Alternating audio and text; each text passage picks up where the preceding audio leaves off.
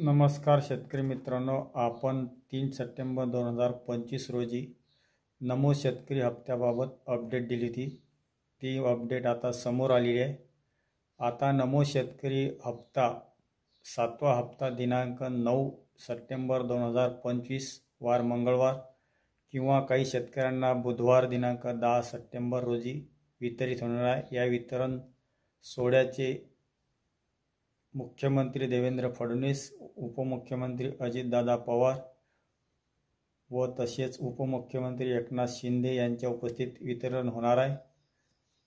तरी राज्यातील 92,36,000 शेतकऱ्यांना हा हप्ता वितरित होणार आहे. 1,09,032 कोटी अशी एकूण रक्कम आहे. ज्या शेतकऱ्यांना PM किसानचा हप्ता मिळतो त्याच शेतकऱ्यांना नमो शेतकरीचा हप्ता मिळणार आहे.